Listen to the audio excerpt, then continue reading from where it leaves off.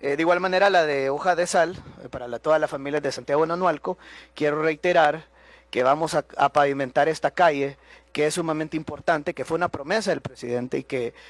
sabemos que por décadas las familias han pedido la pavimentación de esta ruta. Y yo sé que muchas personas incluso dicen, bueno, hasta no ver, no creer, ¿verdad? Pero